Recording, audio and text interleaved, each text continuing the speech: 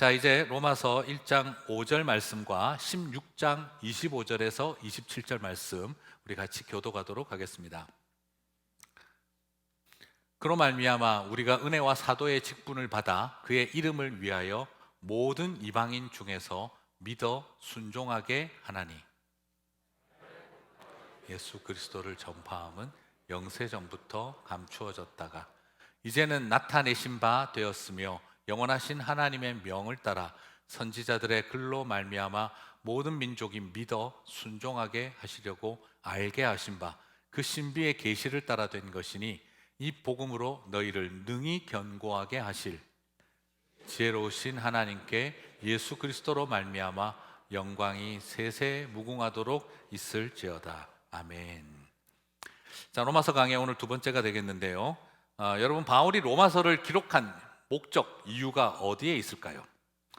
여러분은 바울이 로마서를 기록한 목적이 어디 있다고 생각을 하십니까? 사실 오늘 이 설교는 예전에 제가 로마서 강의 뒷부분 할 때 맨 마지막에 했던 걸 오늘 좀 많이 수정해서 또 보강해서 말씀을 드립니다. 많은 분들이 워낙에 이렇게 로마서 이러면 이신칭의, 믿음으로 말미암아 의롭다함을 얻느니라, 믿음으로 말미암아 구원을 얻는다 하는 요 교리가 워낙 강조되다 보니까 많은 분들이 로마서 하면 내가 구원받는 교리를 가르쳐주는 성경이다, 그래서 굉장히 신학적이고 교리적인 성경이라고 생각하는 경향이 많습니다.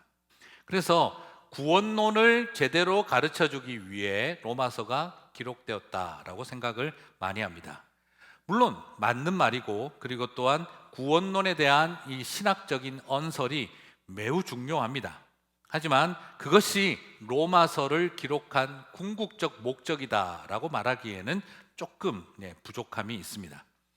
바울이 교리를 매우 친밀하게 설명을 하지만 목적은 그러므로 바른 교리를 배우고 바른 구원관을 갖고 그리고 신앙생활 잘해서 천국 가십시오 하는 것만을 목적으로 로마서가 기록되어 있는 게 아닙니다. 만약 그렇다고 한다면 8만 대장경을 잘 만들어서 보존하면 몽고군이 떠나갈 것이다 라고 믿었던 고려시대의 불경 숭배 사상과 이게 뭐가 다를 바가 있겠습니까? 구원교리를 분명히 가르치고 있지만 그것이 목적이 아니라 그것은 또 다른 목적을 위한 첫 출발점입니다. 로마인과 유대인으로 제가 여러 번 말씀드렸습니다만 이 로마 교회는요, 로마인과 유대인으로 두 민족이 집단이 함께 만든 교회입니다. 우리처럼 한국 사람들만 있는 교회가 아니라 한쪽에는 로마인, 한쪽에는 유대인, 이렇게 두 집단이 모여 한 교회가 되었습니다. 그러니까 이게 쉽지가 않은 거예요. 그 속에는 인종적, 민족적 긴장과 그리고 그 속에는 계급적 긴장이 존재했습니다. 그러다 보니까 서로 쳐다보면 이해가 잘 안 가는 게 있는 거예요. 우리 같은 한국 사람들이 이민교회에 모여 있지만 2세들과 1세들이 서로 생각이 많이 다릅니다. 그죠? 우리는 좋은 아버지가 되고 싶지 애들한테 친구가 되고 싶은 생각은 별로 없거든요. 근데 애들은 아빠랑 친해지면 친구처럼 생각을 한다 그러거든요. 그래서 아빠는 기분 나빠갖고 내가 네 친구냐 이놈아? 이러고 나면 그 다음부터는 애는 거리감을 느끼죠. 아, 친하기를 원하지 않는구나. 우리랑 생각이 많이 다른 아이들이 있습니다. 그런 상황이 1세, 2세만 같이 있어도 쉽지 않은데 로마인과 유대인이 같이 있었으니 이 교회가 쉬운 리가 없는 거죠. 더더구나 신학적으로 유대인들은 유대교식 기독교를 하고 로마인들은 로마식 기독교를 합니다. 우리도 말합니다. 우리는 한국식 기독교다. 그런데 솔직히 말해볼까요? 한국식 기독교입니까? 유교적인 기독교입니까? 우리는 한국식 기독교라 말하지만 사실은 유교적 기독교에 더 익숙해 있는 것도 사실입니다. 그래서 유대인들도 크리스찬이 됐지만 율법주의적 기독교를 만들고 로마인들은 로마식의 기독교를 만들어가는 그런 성향이 생긴 거죠. 우리 아이들도 마찬가지겠지요. 미국적인 기독교, 우리는 유교적 기독교. 이런 독특한 특징들이 만났을 때 서로가 쉽지가 않은 것과 마찬가지입니다. 더더구나 거기에 민족 감정과 인종주의, 거기다가 계급적인 의식, 지배계급과 노예계급, 그렇게 서로 모이면 거기다가 신학적인 편견까지 결합이 되면은요, 같은 기독교인끼리도요 목숨 걸고 싸우게 됩니다. 거기에 자존심까지 들어가기 시작을 하면 우리만 옳다라는 자의식을 굉장히 무서운 편견으로 갖게 되기 시작을 합니다. 그래서 하나님 일을 한다고 하면서, 교회를 위해서 한다고 하면서, 복음을 위해서, 신앙을 위해서 한다고 하면서 분열을 정당화하고 편가름을 당연하게 생각을 합니다. 많은 교회가 이 문제를 겪었고 로마 교회도 마찬가지였습니다. 어쩌면 우리 이민교회도 비슷한 문제를 겪고 있는지 모르겠습니다. 그래서 바울은 로마서에 바른 구원 교리를 그 자체를 가르치는 것이 목적이 아니라 그걸 통해서 우리 안에 가득 차 있는 민족적인 적개심, 계급적인 어떤 불편한 관계, 거기다가 우리가 가지고 있는 자기식의 신학적인 편견이 들어가 있는 그런 어떤 교회를 복음 안에서 하나가 되게 하는 일이 매우 중요했던 거죠. 그래서 로마에 있는 개개인을 천국 보내는 목적이 아니라 로마에 있는 교회가 이 복음 안에서 서로가 하나 되고 사랑할 수 있게 하기 위해 이 로마서가 기록되었다는 겁니다. 그래서 로마서는 개인 구원을 위해서가 아니라 교회 공동체의 복음 공동체, 하나님 나라 공동체가 되게 하기 위해서 로마서가 기록되어졌다라는 겁니다. 참 신기한 건 화목 제물이 되어 주신 예수 그리스도의 피값으로 reconciliation, 그죠? 화목하게 하는 그 예수 그리스도의 피값으로 교회가 세워지고도 어떻게 교회가 갈등을 하고 서로 이런 것 때문에 할 수 있을까? 아유, 이게 안 고쳐져요. 예. 아무리 뭐 화목의 교회 해도요, 경상도 사람 모이면 지역 감정 가지고 뒤에서 그냥 말을 안 하겠습니다. 네. 또 우리 전부가 다 그 한계를 못 벗어나는, 도대체 예수님이 지역 감정 하나 극복 못한 사람들을 모아놓고 무슨 교회를 하겠나 싶은 생각이 들 정도로 한계가 우리 안에 가득합니다. 사람들은 연약해서 강팍해지고요, 강팍해서 연약해집니다. 사람 많이 보면 강팍한 마음을 가진 사람들이 연약한 사람들이고요, 그리고 강팍해지고 나면 연약해지는 것을 보게 됩니다. 그래서 피 묻은 복음, 화목하게 하시는 그 피 묻은 복음을 알면서도 민족 감정, 인종주의, 그리고 계급의식, 거기에 차마 내 입으로 나는 인종주의자다, 나는 계급주의자다 말하기가 싫으니까 신학적 편견을 내세워서 자기를 정당화하는 그런 우리의 모습이 드러나게 되죠. 그래서 예수님이 그걸 보면, 교회를 보면 아프신 겁니다. 제가 여러 번 말씀드렸지만 이해는 가요. 로마 교회를 쳐다보면, 그죠? 민족적으로는 정복자인 로마인들과 피정복자인 식민지 백성인 유대인들이 한 교회가 되어졌습니다. 계급적으로는 끌고 와가지고 지배하는 지배계급이 된 로마인들과 그 다음에 끌려와서 노예 생활해야 되는 유대인들이 같이 교회에 모여 있습니다. 직장에서 부장님, 과장님, 사장님, 부장님, 이게 온 게 아니고 주인님과 노예가 같이 한 교회에 있습니다. 서로 쳐다보고 있으면 밥맛이 날까요? 네. 아이고, 월요일부터 토요일까지 보는 것도 지겨운데 주일까지 가서 봐야 되나, 이 생각 들지 않겠습니까? 그래가지고 앉아가지고 같이 밥 먹으면 유대인들끼리, 노예들끼리 따로따로 흩어져서 밥 먹고 서로 그런 분위기가 은근히 형성이 된 것이죠. 그런데도 어쨌든 교회로 모여 있는 것만도 기적인 거죠. 이게 마치 뭐가 똑같겠습니까?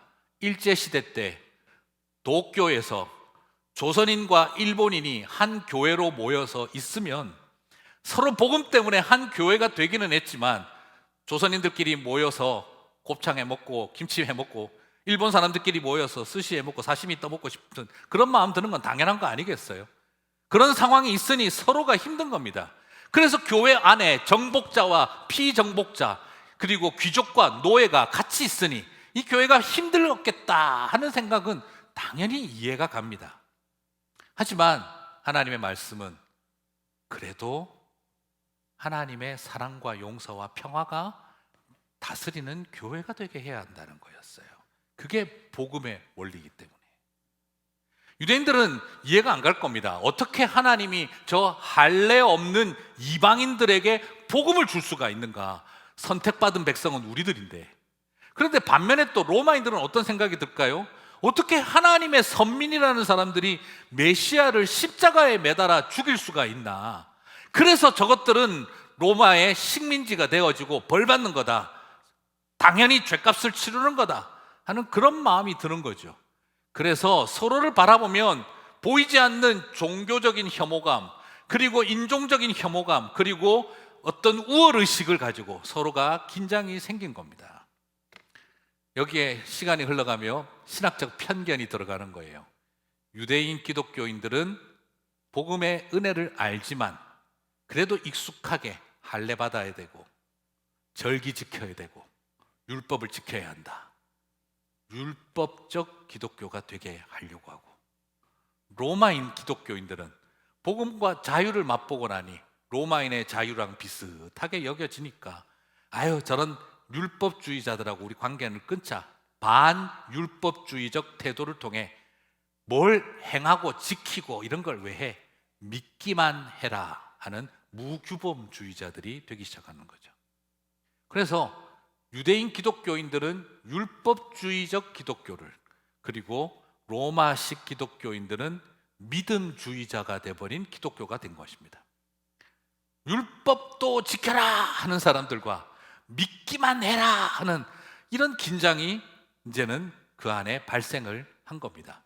이게 과연 성경 해석학의 문제겠습니까? 아니면 자기식의 기독교를 만들고 싶은 마음이겠습니까? 우리 모두가 다 내가 가진 내 방식에 맞는 기독교를 만들고 싶은 마음이 똑같은 복음을 듣고도 나뉘어지는구나 하는 걸 보게 되어지는 거죠. 자, 이럴 때에 이렇게 사람이 마음이 잡히기 시작하면 민족 감정과 어떤 계급의식과 신학적 편견이 결합이 되면 그 속에는 복음의 설 자리가 약해집니다. 대화를 나눠보면 틀린 사람 한 명도 없고, 그리고 자기 집단의 관점에서는 우리가 완벽하게 정당한 것으로 여겨집니다. 우리야말로 저들과 다르고 진짜 복음을 믿는 사람들이다 라고 생각을 하게 되죠. 그러자 이런 것에 대해서 사도 바울이 로마서를 통해 도전하고 있는 겁니다. 같이 한번 읽어볼까요? 형제들아, 내가 너희를 권하노니 너희가 배운 교훈을 거슬러 분쟁을 일으키거나 거치게 하는 자들을 살피고 그들에게서 떠나라. 자, 이걸 왜 이런 이야기를 하셨느냐? 교리는 편가르고 싸우게 하기 위해 교리가 주어진 게 아니라, 교리는 여기 나오는 그 교훈이 있잖아요, 그죠? 너희가 배운 교훈을 거슬러, 이 교훈이 영어로 보시면 닥트린으로 되어져 있습니다. 그리고 원어 성경도 닥트린으로 번역하는 게 가장 적절합니다. 너희가 배운 교리를 거슬러 분쟁을 일으키거나 거치게 하는 자들을 살피고, 이 교리가 뭐냐? 이게 이단을 여기서 거치게 하는 자들, 이건 이단을 말하는 게 아니에요. 오히려 복음의 교리는 목적이 뭡니까? 편가르고 우리만 옳다 이래가지고 쪼개고 교리를 가지고 자꾸 싸움의 도구로 여기는 것이 아니라 교리를 통해서 하나 되게 하는 자리로 와야 되는데, 교리는 교대로 배워놓고 자꾸 서로 거슬러서 싸운다는 거죠. 여기서 이 말은 이단을 말하는 게 아닙니다. 교리적으로 이단을 말하는 게 아니에요. 배운 교리를 거슬러 분쟁을 일으키거나 거치게 하는 사람들은 이건 쉽게 보면 이단이에요. 쉽게 보면 이단인데 좀 더 정확하게 이해를 하면 이단보다 우리가 지금 긴장해야 하는 것은 극단적 태도입니다. 자, 무슨 말입니까? 나는 복음을 들었지만 지역 감정은 못 버려. 나는 복음은 들었지만 저것들은 절대 용서 못해. 나는 복음은 들었지만 우리끼리만 해야 돼 하는 마음을 가지고 있는 것, 이건 이단이라고 하는 게 아닙니다. 극단적 태도를 유지하는 거예요. 여러분, 솔직히 우리 교회에서 이단 때문에 싸운 적 있으세요? 별로? 거의 없어요. 네. 혹시 뭐 우리 교회에서 구원론이 틀려서 교회가 힘들어져서 갈라졌다는 거 별로 듣기 어려워요. 주로 다 보죠. 예. 교리 때문이 아니라 극단적인 태도 때문에 그렇습니다. 이것이 굉장히 우리를 어렵게 만들죠. 유대인 기독교인이나 로마인 기독교인들이 이단이라서 문제가 된 게 아니라 제대로 된 교리와 교훈을 배웠지만 말씀이 궁극적으로 추구하는 것에는 신경을 끄고 여전히 우리식의 태도를 유지하려고 할 때, 나는 예수를 믿었어도 유대인이다, 나는 예수를 믿었어도 로마인이다 라는 태도, 이것이 결국은 복음을 거스르는 일이다라는 의도를 보여주고 있는 겁니다. 이단적인 신학보다 조심해야 할 것은 어떤 이념과 그리고 민족 감정과 계급의식과 그리고 거기에 신학적 편견을 버무려서 극단적인 태도를 갖는 것이 더 하나님의 복음 앞에 내려놓아야 할 태도다라는 걸 보여주고 있는 것이죠. 자, 어쩌면 이런 이야기들은 그 시대의 교회가 겪었던 일이고 지금 여전히 우리가 부딪히며 살아가고 있는 일입니다. 오늘날 한국교회나 이민교회나 또 이 미국교회가 겪고 있는 어려움도 마찬가지일 거라고 생각합니다. 어쨌든 이 상황은 유대인과 로마인 사이에 나중엔 민족 대결이 일어나거나 계급 대결이 일어나는 게 아니라 놀랍게도 신앙적 대결로 일어났습니다. 어느 누구도 교회에 와서 그래도 조금은 알면 민족 감정을 가지고 인종적인 대결을 하고 계급 대결을 하지는 않을 겁니다. 그걸 전부 다 신학적 대결로 만들어가는데 익숙해지는 것이죠. 그래서 이들은 뭘 강조하느냐? 유대인들은 복음을 믿지만 율법을 지키고 행함이 있어야 한다. 그러자 로마인들은 아니다, 예수님이 복음이 그게 아니다, 믿음하고 잘 믿기만 하면 된다, 자꾸 그렇게 하면 그건 율법주의다 라고 또 너무 양쪽으로 나눠졌어요. 그래서 바울은 내가 복음을 제대로 좀 가르쳐 줄 테니 들어보시라, 율법과 행위, 믿기만 하라, 이게 아니라 믿음은 순종을 요구한다라고 가르치고 있는 거예요. 로마서가 믿기만 하라가 아닙니다. 로마서는 믿어 순종하게 하려고를 강조하고 있습니다. 율법을 지켜 행하라 하는 유대교적 기독교와 믿기만 하라 하는 이 로마식 기독교 사이에서 참 복음은 믿어 순종하라를 가르치고 있는 거예요. 의도적으로 행함이라는 말을 쓰지 않습니다. 자, 로마서 1장 5절 한번 같이 읽어볼까요? 같이 읽겠습니다. 그로 말미암아 우리가 은혜와 사도의 직분을 받아 그의 이름을 위하여 모든 이방인 중에서 믿어 순종하게 하나니. 로마서를 기록한 목적을 서론에서 밝혔습니다. 그리고 로마서를 끝내는 결론에서 16장 26절에서 또 말합니다. 같이 읽어볼까요? 이제는 나타나신 바 되었으며 영원하신 하나님의 명을 따라 글로 말미암아 모든 민족이 믿어 순종하게 하시려고 알게 하신 바 그 신비의 계시를 따라 된 것이니 이 복음으로 너희를 능히 견고하게 하실. 자, 여기서 한번 본문 그대로 보시면 선지자들의 글이 뭡니까? 구약 성경이죠, 그죠? 구약 성경은 주로 뭘 가르치는 걸까요? 오직 유대인만 지켜 행하게 하기 위해서 기록된 거죠. 그런데 사도 바울은 기가 막히게 워드 플레이를 하고 있습니다. 선지자들의 글, 구약 성경은 뭘 위해서요? 유대인만이 아니라 모든 민족이 율법을 지켜 행하게 하는 것이 아니라 믿어 순종하게 하기 위해서. 그래서 구약 성경은 복음으로 가득 차 있고 구약 성경은 모든 민족이 믿어 순종하게 하기 위해서 기록된 것이니 로마서가 지금 그걸 다시 한번 설명해 주고 있다는 겁니다. 자, 여러분, 이게 지금 뭐가 중요합니까? 서론인 1장 5절과 결론인 16장 26절에서 로마서를 기록한 의도가 뭐냐? 율법을 지켜 행하라, 믿기만 하라가 아니라 독특하게도 믿어 순종하게 하라는 것을 말하고 있습니다. 여기서 믿어 순종하게는 문법적으로는요, 믿음에 속한 순종이라는 표현이 문법적으로 더 좋은 번역입니다. 혹은 믿음인 순종이라고 해도 됩니다. 이게 같은 동격입니다. 믿음의 순종이라고 설명을 해도 되고 믿음에 속한 순종이라고 번역을 해도 됩니다. 자, 이게 참 재미난 거예요. 순종과 믿음을 거의 같이 보고 있어요. 여러분, 믿음의 반대말은 뭐겠습니까? 믿음의 반대말은 우리는 자꾸 행위라고 생각하는데, 저는 카테고리로 쪼개서 보면 믿음의 반대말은 율법입니다. 그러면 순종의 반대말은 뭘까요? 불순종이겠죠, 그죠? 근데 또 다르게 표현하면요, 순종의 반대말은 행함입니다. 자, 한번 도표를 한번 보여주실까요? 율법과 믿음은 원인입니다. 결과는 뭐죠? 율법은 행위를 낳습니다. 믿음은 뭘 낳습니까? 순종을 낳는 거예요. 그래서 원인과 결과로 비교해 보면 믿음의 반대말은 율법입니다. 순종의 반대말은 행위입니다. 그래서 율법을 잘 행하는 사람, 순종하는 삶이 아니라는 겁니다. 오히려 믿음으로 살아내어야 하는 것을 말하는 거죠.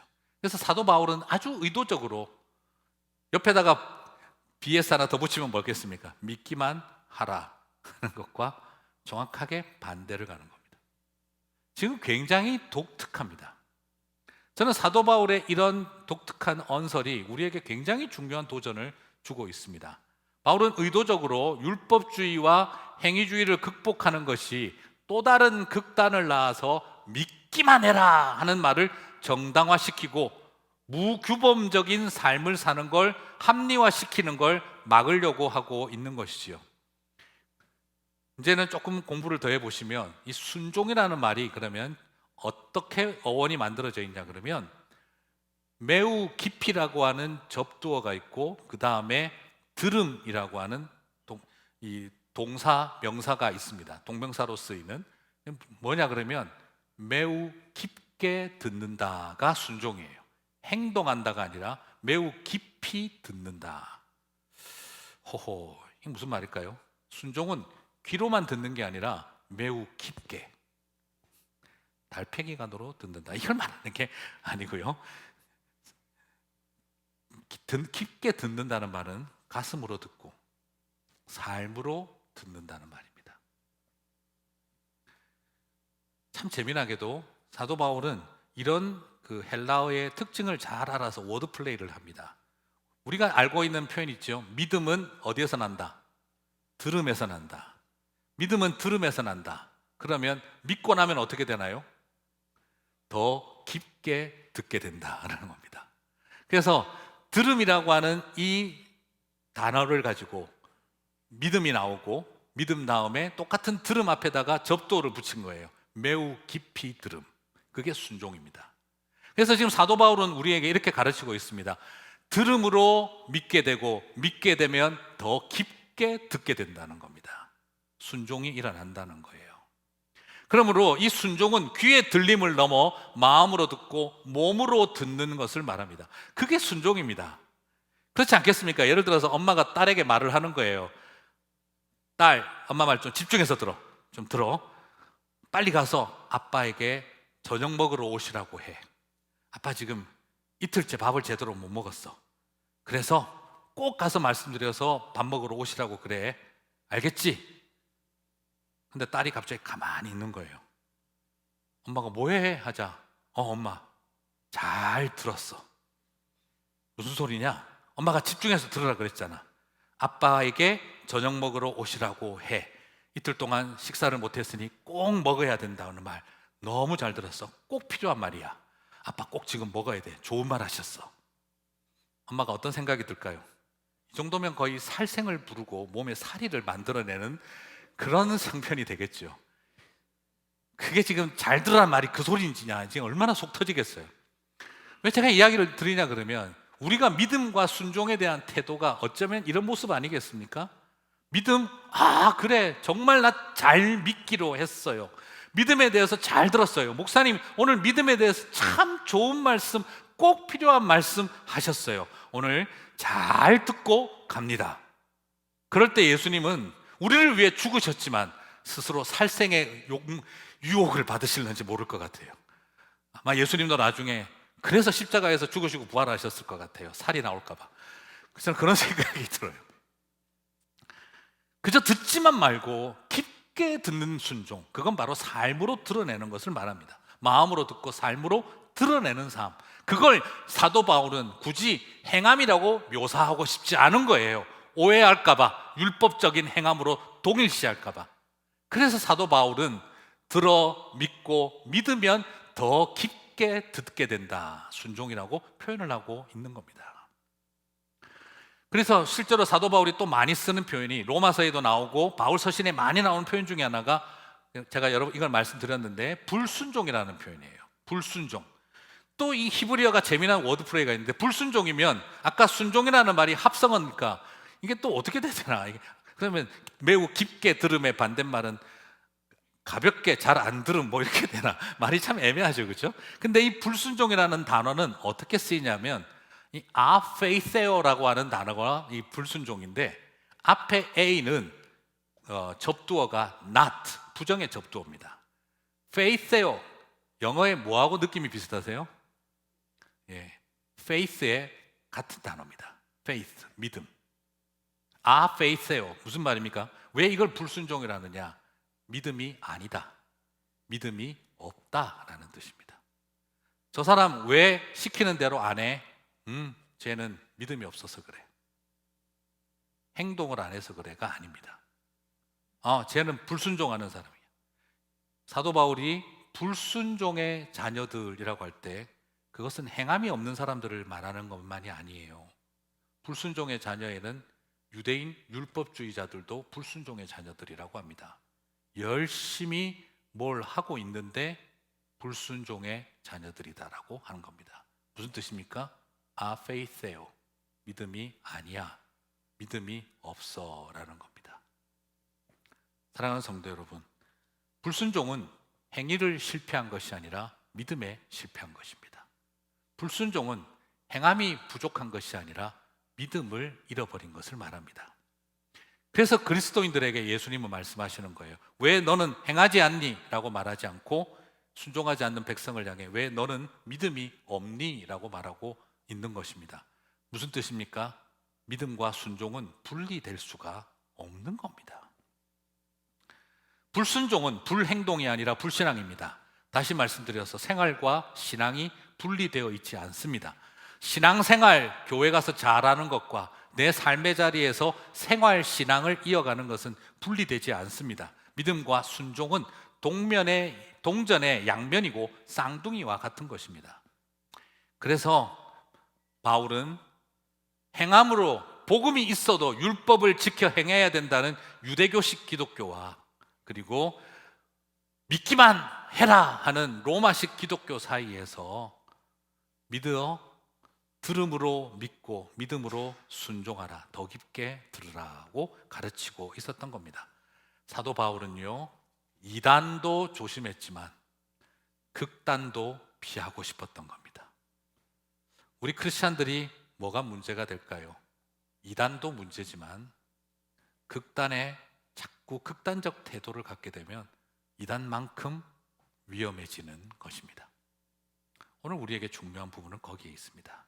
이처럼 로마서는 천국 가는 수학 공식 같은 구원론을 줘서 개인적으로 천국 보내는 것을 목표로 한 것이 아니라 오히려 교회 공동체를 건강하게 세우고 종교가 일상을 파괴하지 않은 채 건강한 부부, 좋은 남편, 좋은 아내, 그리고 좋은 부모와 자녀, 그리고 건강한 직업 윤리와 기업 윤리를 가진 사람들로 하나님 나라의 복음을 실현하며 살아가기를 원하셨던 겁니다. 그래서 건강한 성도는 건강한 교회를 만들고 건강한 시민으로 하나님 나라 운동을 펼쳐가게 되어져 있는 것입니다. 그래서 로마서를 공부를 잘 하셔서 더 종교적인 사람이 되는 것이 아니라 더 공동체적인 삶, 그래서 신앙생활 잘 하시고 생활신앙 잘 이루어가는 그런 믿음의 길을 가야 하는 것이죠. 그래서 로마서는 1장에서 11장까지는 구원론을 가르치고 하나된 교회를 가르치고 12장부터 16장까지는 건강한 부부의 삶, 건강한 가정을 이루는 길, 부모의 역할과 자녀의 역할, 건강한 종의 삶, 그리고 건강한 또 주인의 삶을 가르치고 있는 것입니다. 이것이 우리는 로마서를 바로 이해하는 길이라는 거죠. 제가 이런 설교를 하면요, 가끔씩 그런 질문을 하시는 분들이 있어요. 목사님은 믿음보다 실천을 강조하시는 것 같다. 제 설교를 잘못 오해하신 것 같습니다. 네, 저는 실천을 더 강조하고 있는 게 아니라 그게 참된 믿음이 뭔가를 가르쳐 드리고 있는 겁니다 라고 말을 합니다. 그래서 예전에 좀 적절한 표현이 없을까 생각을 해보니 그 김도연 목사님, 우리 교회 모셨던, 그때 이런 예화를 하나 쓰시더라고요.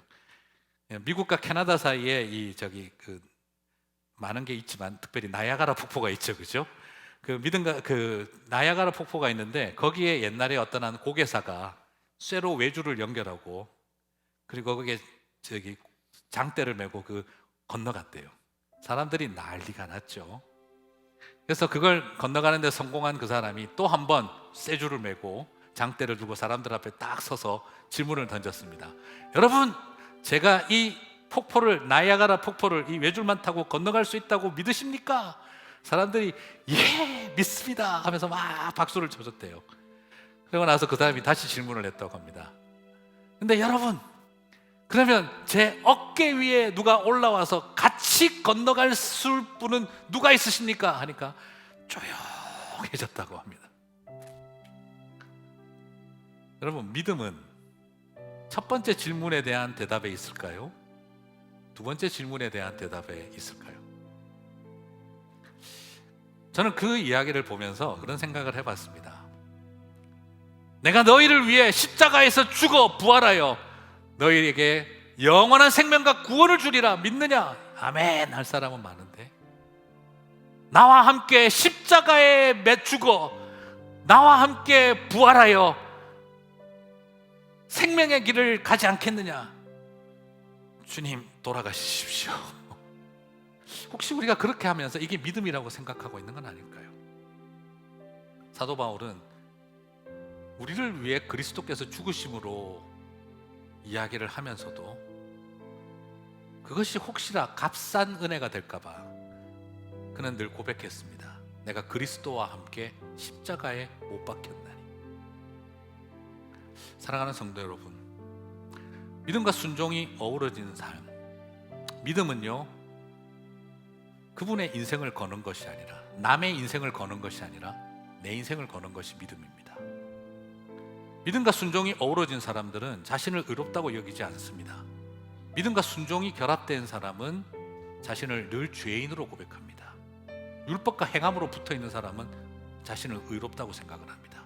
그러나 믿어 순종하는 사람은 죄인이라고 생각합니다. 하나님 앞에 나아가면 죄인 중에 괴수라고 회개하는 사람들이 세상에서는 익명의 의인으로 존경받습니다. 그런데 교회에 나와서 하나님 앞에 나와서 의인 행세하는 사람들은 이 세상에서 유명한 죄인으로 살아갈 가능성이 높습니다. 주님은 우리가 세상에서 죄인 소리 듣는 것을 원하는 것이 아니라 하나님 앞에서 스스로 죄인으로 고백하기를 원하고 계십니다. 주님은 하나님 앞에 나올 때마다 눈물 쏟고 세상 앞에서는 땀 흘리는 성도들을 기뻐하십니다. 저는 여기에 진정성이 있다고 생각합니다. 진정성이라는 것은 뭘까요? 누가 진정성이 있다고 말을 할까요? 남들보다 더 거룩하고 순수하다는 데 있을까요? 진정성은 순수함이 아닙니다. 누가 감히 스스로 나는 순수하다라고 자신 있게 말할 수 있겠습니까? 오히려 진정성은 남들보다 더 순수한 데 있는 것이 아니라 남들보다 자신의 더러움과 죄인됨을 고백하고 인정하는 데 진정성이 있습니다. 솔직히 우리가 도덕적으로 더 탁월하고 남들보다 더 순결해질 거라고 오해하지 마시기 바랍니다. 오히려 똑같은 죄인인데 감추고 위장하고 그리고 위선하며 사는 삶이 아니라 오히려 고백하고 인정할 줄 아는 데 진정성이 있는 것입니다. 그걸 어쩌면 우리는 순수라고 말할 수 있는 것지도 모르겠습니다. 진정성을 추구하면 탁월해지는 사람들이 아니라 허술한 것을 인정하는 과정이라고 생각합니다. 자신을 포장하고 둘러쌌던 껍데기들을 다 무장해제시키고 하나님 앞에 내가 얼마나 부끄러운 죄인인지를 고백할 수 있을 때 진정성이 있다라고 생각을 하는 것이죠. 내가 얼마나 무능하고 연약한지 고백하는 삶, 그들과 다른 높은 자리에 올라간 탁월함이 아닌 똑같이 눈높이를 맞추고 부끄러움을 고백할 수 있을 때 순수의 깨끗함이 아니라, 깨끗함의 수준이 아니라 진정성은 나의 연약함에 대한 고백입니다. 우리는 너네들과 달라 하는 사람들이 아니라 너네들보다 더 못났다고 말할 줄 아는 용기, 거기에 진정성이 있습니다. 사랑하는 성도 여러분, 그것을 믿음이라고 말하는 겁니다. 율법은요, 내가 너보다 낫다 하는 데 있습니다. 믿음은 아무리 열심히 해도 나는 참 아직까지 부끄러운 죄인이다, 그것을 바라보는 사람입니다. 그래서 소망은 나에게 있는 것이 아니라 오직 십자가에만 있다, 그게 믿음인 겁니다. 율법은 우리의 의를 자랑하지만 믿음은 자신의 죄를 고백합니다. 그래서 믿을 건 주님밖에 없다는 걸 아는 사람들이죠. 사랑하는 성도 여러분, 그 믿음이 저와 여러분을 살리는 줄 믿습니다. 순종하시게 되는 저와 여러분 되시기를 주님의 이름으로 축복합니다. 우리 주신 말씀 붙들고 하나님 말씀 앞에 엎드리는 시간 되었으면 좋겠습니다.